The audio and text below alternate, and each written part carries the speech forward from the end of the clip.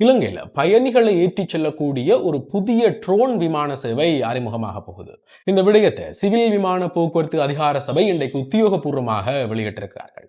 இதுல என்ன சொல்லப்பட்டிருக்குது என்று சொன்னா, இப்ப இலங்கையில் இருக்கக்கூடிய இந்த விமான போக்குவரத்து வசதிகளை இலகுவாக்குறதுக்காக நாங்கள் இந்த புதிய ட்ரோன் விமான திட்டத்தை அறிமுகப்படுத்த போகிறோம். என்ன இந்த ட்ரோன் விமான திட்டம் என்று சொன்னா, இதுல ஒரு தடவையில 6 பேர் மட்டும்தான் பயணிக்க முடியும். அதற்கு ஏற்ற போலதான் இந்த ட்ரோன் விமானம் வடிவமைக்கப்பட்டிருக்குமாம். இது ஏற்கனவே சிங்கப்பூர், சீனா, தாய்லாந்து போன்ற நாடுகள்ல அங்க பரிசீலிக்கப்பட்டு ஒரு வெற்றிகரமான போக்குவரத்து சேவையாக இருக்குதாம். இதால தான் நாங்கள் இலங்கையிலையும் இந்த ட்ரோன் விமான திட்டத்தை அறிமுகப்படுத்த போகிறோம். இது ஆரம்பத்தில் முழுமையாக எங்களுடைய கட்டுப்பாட்டுக்கு இருந்து நாங்கள் பரிசீலித்த பிறகு மக்கள் பாவனைக்காக வழங்கப்பட போகுது. இது முழுக்க முழுக்க இலங்கையர்களுக்கும் அதே போல வெளிநாட்டு சுற்றுலா பயணிகளுக்கும் பலத்த நன்மைகளை கொண்டு சேர்க்க போகுது. இது எப்ப அறிமுகப்படுத்தப்படும் என்று தெரியாது. ஆனா மிக கூடிய விரைவில் நடைமுறையாகும் என்று சொல்லி இன்றைக்கு இந்த சிவில் விமான போக்குவரத்து சபையினுடைய பணிப்பாளர் நாயகம் தமிந்த ரம்புக்வெல ஒரு கருத்தை வெளியிட்டிருக்கிறார். உண்மையிலேயே ஒரு மிக புதிய திட்டம் இப்படி நடைமுறையாக போகுது என்றதை பொறுத்திருந்துதான் பார்க்கணும். இப்படி இருக்கும்போதுதான் இன்றைக்கு இந்த நீர்கொழும்பு சிறைச்சாலை மோதல் சம்பவத்தில் ஈடுபட்ட இன்னும் 2 போலீஸ் அதிகாரிகள் உயிரிழந்திருக்கிறார்கள். இதால இந்த சம்பவத்தால் உயிரிழந்த மொத்த பேருடைய எண்ணிக்கை 31ஆக அதிகரித்திருக்குது. இதுல இன்றைக்கு உயிரிழந்த ஒரு போலீஸ் அதிகாரியை பற்றி அவருடைய பின்புலம் வெளியாக இருக்குது. உண்மையிலேயே அதை வாசிக்கும் போது பலத்த சோகமாக இருந்தது. என்ன சொல்லப்பட்டிருக்குது என்று சொன்னா, இவர் அம்பலாந்தோட்ட பகுதியை சேர்ந்திருக்கக்கூடிய 39 வயதான சந்திக லசன் குணவர்த்தன என்று சொல்லப்படுகிற ஒரு சிறை காவலர். இவருக்கு 7 வயதுல ஒரு மகன் இருக்கிறாராம். அவருக்கு இப்ப பல வருடமாக இந்த இதய நோய் காணப்பட்டிருக்குது.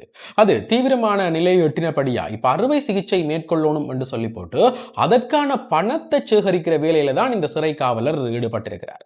இப்படி இருக்கும்போதுதான் அண்மையில நடைபெற்ற இந்த சிறை மோதல்ல அவர் படுகாயமடைந்து வைத்தியசாலையில அனுமதிக்கப்பட்டிருந்த நிலையில இன்றைக்கு அவரும் உயிரிழந்திருக்கிறார். இதால் அந்த மகனினுடைய எதிர்காலம், அவருடைய நிலைமை என்னவாக போக போகுது, இந்த பணங்களுக்கான ஏற்பாடுகள் என்னென்று சொல்லி இன்றைக்கு சகல ஊடகங்கள்லையுமே இந்த சிறை அதிகாரி அதே போல அவருடைய மகன் தொடர்பில் பல கருத்துக்கள் வெளியாகி கொண்டிருக்குது. இப்படி இருக்கும்போது இன்றைக்கு இலங்கையினுடைய கொழும்பு மேல் நீதிமன்றத்தால பசில் ராஜபக்ச அதே போல இலங்கையினுடைய முன்னாள் மத்திய வங்கி ஆளுநர் அஜித் நிவாட் கப்ரால் இவர்கள் இருவரும் சம்பந்தப்பட்டிருக்கக்கூடிய ஒரு வழக்கு விசாரணைக்கு நீதிமன்ற உத்தரவுகள் வழங்கப்பட்டிருக்குது. என்ன நடந்திருக்குது என்று சொன்னா, இந்த முன்னாள் மத்திய வங்கியினுடைய ஆளுநர் அஜித் நிவாட் கப்ரால் பதவியில் இருந்த காலகட்டத்தில் இலங்கையினுடைய பொதுமக்களுடைய பணத்தை எடுத்து கிரேக்க நாட்டினுடைய பத்திரங்கள்ல முதலீடு செய்திருக்கிறார். இதற்கு பிறகு அங்கு ஏற்பட்டிருக்கக்கூடிய நிதி இழப்பின் காரணமாக இலங்கைக்கு மொத்தமாக 184 மில்லியன் ரூபாய்கள் நட்டம் ஏற்பட்டிருக்குது. இது தொடர்பில் கடந்த வருடம் 2025ஆம் ஆண்டு ஒரு வழக்கு தாக்கல் செய்யப்பட்டு விசாரணைக்கு உட்படுத்தப்பட்டு இதுல இந்த முன்னாள் மத்திய வங்கி ஆளுநர் அஜித் நிவாட் கப்ரால் குற்றவாளியாக தீர்ப்பளிக்கப்பட்டவர். இருந்தாலும் இந்த 184 மில்லியன் ரூபாய் பணத்தையும் நான் மீள செலுத்துறேன் என்ற அடிப்படையில் அவருக்கு ஒரு அவகாசம் வழங்கப்பட்டு அவர் விடுவிக்கப்பட்டிருந்தவர். இப்படி இருக்கும்போது இப்ப வரைக்குமே அவர் அந்த பணத்தை மீள செலுத்தாதால இந்த வழக்கு விசாரணைகள் இப்ப மீள ஆரம்பிக்கப்பட போகுது. அதுவும் இன்னும் 6 நாட்கள்ல இந்த மாதம் ஜூலை மாதம் 20ஆம் தேதியில இருந்து ஆரம்பிக்கப்பட போகுது. இதற்குள்ள இப்ப புதிதாக என்ன தெரிய வந்திருக்குது என்று சொன்னா, இந்த அஜித் நிவாட் கப்ரால் கிரேக்க நாட்டில் அந்த பணத்தை முதலீடு செய்யும் போது அந்த கிரேக்க நாடு திவால் ஆகிற நிலைமையில இருந்திருந்தது. இதற்கு பின்னணியில் இந்த விடயங்கள் எல்லாமே அப்ப நிதியமைச்சராக இருந்த பசில் ராஜபக்சவுக்கு தெரிய வேண்டும். அவருடைய அனுமதியோடு அவருடைய தலையீட்டின் காரணமாகத்தான் இந்த பணங்கள் முதலீடு செய்யப்பட்டது. இதற்கு பின்னணியில பல ரகசியங்கள் இருக்கிறதாக சொல்லப்பட்டு இப்ப இந்த முன்னாள் நிதியமைச்சர் பசில் ராஜபக்சவுக்கு எதிராகவும் குற்றம் சுமத்தப்பட்டிருக்குது.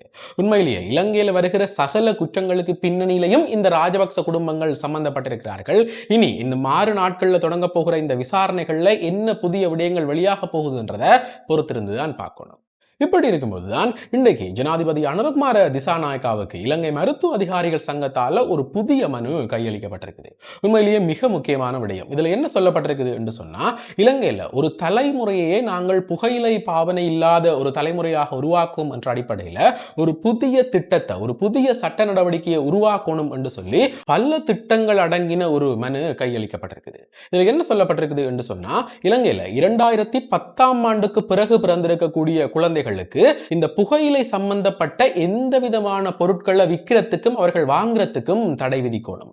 அதற்கு பிறகு 2010ஆம் ஆண்டுக்கு பிறகு பிறந்திருக்கக்கூடிய இந்த குழந்தைகள்ல முற்றுமுழுதான அந்த தலைமுறையே புகையிலை பாவனை இல்லாத தலைமுறையாக உருவாகணும் என்ற அடிப்படையில் இந்த மனு இன்றைக்கு ஜனாதிபதி அனுரகுமார் திசாநாயக்காவிட்ட கையளிக்கப்பட்டிருக்குது. இதுல என்ன சொல்லப்பட்டிருக்குது என்று சொன்னா, இலங்கையில் ஒரு வருடத்துக்கு 20,000 பேர் இந்த புகையிலை பாவனையால உயிரிழக்கிறார்களாம். இந்த பிரதான புகையிலை, அதே போல அது தொடர்பில் உருவாக்கப்படுகிற மற்ற மூலப்பொருட்கள், இது எல்லாத்தையும் காரணமாக வச்சுக்கொண்டு வருடா வருடம் 20,000 பேர் இந்த பாவனையால் உயிரிழக்கிறார்கள். அதை விட இந்த நிதி இழப்பிலையும் இது மிகப்பெரிய செல்வாக்க செலுத்தி கொண்டிருக்குது. இப்படி இருக்கிறதால நாங்கள் 2010ஆம் ஆண்டுக்கு பிறகு இருந்து ஒரு புகையிலை இல்லாத தலைமுறையை உருவாக்கணும் என்ற அடிப்படையில் இன்றைக்கு இந்த மனு கையளிக்கப்பட்டிருக்குது. உண்மையிலேயே மிகச்சிறந்த வரவேற்க வேண்டிய ஒரு திட்டம். இப்படி இருக்கும்போதுதான் இன்றைக்கு மன்னார் நீதிமன்றத்தால ஒரு இளைஞருக்கு ஆயுள் தண்டனை விதித்து தீர்ப்பளிக்கப்பட்டிருக்குது. என்ன நடந்திருக்குது என்று சொன்னா, இந்த இளைஞன் கடந்த மார்ச் மாதம் 19ஆம் தேதி 5 கிராமுக்கும் அதிகமான போதைப் பொருளோட, ஐஸ்ரக போதைப் பொருளோட கைது செய்யப்பட்டிருக்கிறார். இதற்கு பிறகு நடைபெற்ற விசாரணைகள்ல இவர்கிட்ட போதைப் பொருள் இருந்ததும் அதை அவர் விற்பனை நடவடிக்கைகளுக்கு வைத்திருக்கிறதும் உறுதி செய்யப்பட்டிருக்குது. இது தொடர்பில் அரசு தரப்பில் முன்னிலையாக இருக்கக்கூடிய 2 சட்டத்தரணிகளால இந்த இளைஞருக்கு எதிராக சகல ஆதாரங்களும் முன்வைக்கப்பட்டு இன்றைய தினம் அவருக்கு ஆயுள் தண்டனை விதித்து தீர்ப்பளிக்கப்பட்டிருக்குது. அதே போல இப்ப இலங்கையில் இருக்க இந்த சிறைச்சாலைகள்ல கைதிகளுடைய எண்ணிக்கை அதிகமாக இருக்கிறது காரணமாக இப்ப சிறைச்சாலைகள் இருக்கக்கூடிய 70 வயதுக்கு அதிகமான கைதிகள், அதே போல இந்த சிறிய சிறிய குற்றங்களுக்காக சிறை தண்டனை பெற்றவர்கள், அது மட்டும் இல்லாம இப்ப விசாரணை கைதிகளாக இருக்கக்கூடியவர்கள், இவர்களை சிறைச்சாலையில் இருந்து விடுவிக்கிறதுக்கான ஒரு பேச்சுவார்த்தை இடம்பெற்றுக் கொண்டிருக்கிறதாக பாதுகாப்புத்துறை பிரதி அமைச்சர் சுனில் வட்டக்கர இன்றைக்கு ஒரு கருத்தை வெளியிட்டிருக்கிறார். இதுல என்ன சொல்லப்பட்டிருக்குது என்று சொன்னா, இந்த சிறைச்சாலைகள்ல 70 வயதுக்கும் அதிகமான கைதிகள் என்று சொல்லி 1000க்கும் மேற்பட்டவர்கள் இருக்கிறார்கள். இவர்களை நாங்கள் முதற்கட்டமாக விடுவிக்கிறதுக்கான ஒரு நடவடிக்கை எடுத்திருக்கிறோம். அதாவது இதுல பெரிய குற்றங்கள் செய்யாம சிறிய குற்றங்கள் செய்திருக்கக்கூடிய நபர்கள், அதே போல இந்த விசாரணை கைதிகளாக இருக்கக்கூடியவர்கள், அது மட்டும் இல்லாம சிறு குற்றங்களுக்காக இப்ப தடுத்து வைக்கப்பட்டிருக்கக்கூடிய நபர்கள், இவர்களையும் நாங்கள் விடுதலை செய்கிறதுக்கான ஒரு பேச்சுவார்த்தையில் ஈடுபட்டிருக்கிறோம். இவை எல்லாமே இப்ப இந்த அதிகமான கைதிகளை சமாளிக்கிறதுக்காக, அதே போல சிறைச்சாலை நெரிசல்களை குறைக்கிறதுக்கான ஒரு திட்டங்கள் என்று சொல்லி இந்த பிரதி அமைச்சர் சுனில் வட்டக்கல இன்றைக்கு ஒரு கருத்தை வெளியிட்டிருக்கிறார். இப்படி ஒரு பக்கம் பரபரப்பான விடயங்கள் அரங்கேறிக் கொண்டிருக்கும் போது இப்ப மீளவும் இந்த ஈரான் அமெரிக்க யுத்தம் என்றது சூடுபிடிக்க தொடங்கி இருக்குது. அண்மை காலமாக முடிவடைகிறது என்று சொல்லப்பட்ட யுத்தம் இப்ப மீளவும் மிக பாரதூரமான விளைவுகளோட தொடங்கி இருக்குது. இதுல இன்றைக்கு என்ன நடந்திருக்குது என்று சொன்னா, இந்த ஐக்கிய அரபு அமீரகத்துக்கு சொந்தமான 2 எண்ணெய் தாங்கி கப்பல்கள் மேல ஈரான் நாடு தாக்குதல் நடத்தி இருக்குது. இதுல ஒரு இந்திய நாட்டை சேர்ந்திருக்கக்கூடிய நபர் பலியாகி இருக்கிறார். அதே போல பலர் காயமடைந்து இப்ப வைத்தியசாலைகள்ல அனுமதிக்கப்பட்டிருக்கிறார்களாம். இது தொடர்பில் இன்றைக்கு இந்த சர்வதேச ஊடகங்களுடைய தரப்புல இருந்து என்ன செய்திகள் வெளியாகி இருக்குது என்று சொன்னா, தொடர்ச்சியாக இந்த ஈரான் நாடு இந்த ஹோர்முஸ் நீரிணையை கட்டுப்படுத்தி கொண்டு வந்தா அது எப்பவுமே பல நாடுகளுக்கு தாக்கத்தை ஏற்படுத்தும்.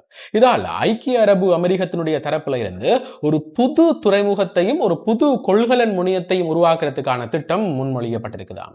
இப்ப துபாயை தளமாக கொண்டு இயங்கக்கூடிய ஒரு பிரபலமான நிறுவனம் தான் இந்த திட்டத்தை செயற்படுத்த போகிறார்கள். இதன்படி ஐக்கிய அரபு அமீரகத்தினுடைய கிழக்கு கடற்கரை பகுதியில் ஒரு துறைமுகம், ஒரு புது கொள்கலன் முனையத்தை உருவாக்குறதுக்கான முன்மொழிகள் இடப்பட்டிருக்குது. இவை எல்லாமே அடுத்து வருகிற 18 மாத காலப்பகுதிக்குள்ள முடிவடைகிற சாத்தியக்கூறுகள் இருக்கிறதாக இன்றைக்கு பல சர்வதேச ஊடகங்கள் செய்தி வெளியிட்டிருக்குது. இதற்கு பின்னணியில் அமெரிக்காவுடைய நகர்வுகள் எப்படி இருக்க போகுது, அதே போல ஈரான் நாடு இதற்கு என்ன பதிலடிகளை வழங்க போகுது என்றதை பொறுத்திருந்து தான் பார்க்கணும். ஆக இந்த விடயங்கள் தொடர்பில் உங்களுடைய கருத்துக்கள் என்னன்றதை மறக்காம கமெண்ட்ஸ்ல சொல்லுங்க. இதே போல மேலும் ஒரு முக்கியமான பிரயோசனமான தகவலோட இன்னும் ஒரு காணொளியில் சந்திக்கிறேன். நன்றி.